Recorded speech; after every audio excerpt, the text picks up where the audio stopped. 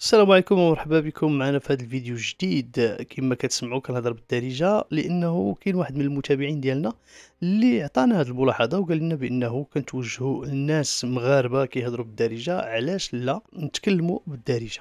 داكشي علاش اليوم غادي نديروا هذه النسخه ديال هذا الفيديو بالدارجه اضافه للنسخه الاولى اللي كانت بالعربيه الفصحى. نتمنى انها تعجبكم، بقاو معنا حتى الاخر وعطينا الراي ديالكم، الله يجزيكم بخير. واش نكملوا في هذه الصيغه هذه عربيه فصحى ودارجه ولا نخليوها غير العربيه الفصحى؟ كنشكركم بزاف، ما تنساوش تابوناو وديروا جيم، وعلى بركه الله نبداو الفيديو ديالنا.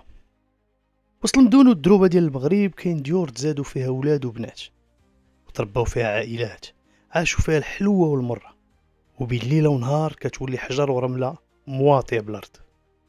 واش ماشي لوبيات ديال العقار اللي باغيين يهرفوا على الارض باش يديروا فيها مشاريعهم؟ واش ماشي حيت المغرب غادي ينظم كأس العالم 2025 وكأس العالم 2030؟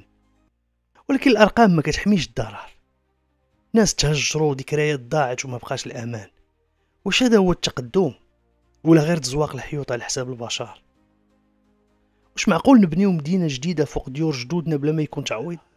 قناة آرك، حيث يلتقي عبق الثقافة المغربية بجوهر التسامح.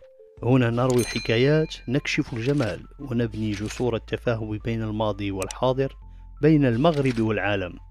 إذا كنت تؤمن بقوة الثقافة، بقيمة الحوار، وبجمال الاختلاف، فأنت في المكان الصحيح. لا تنسى الاشتراك وتفعيل الجرس، لأن رحلتنا بدأت الآن.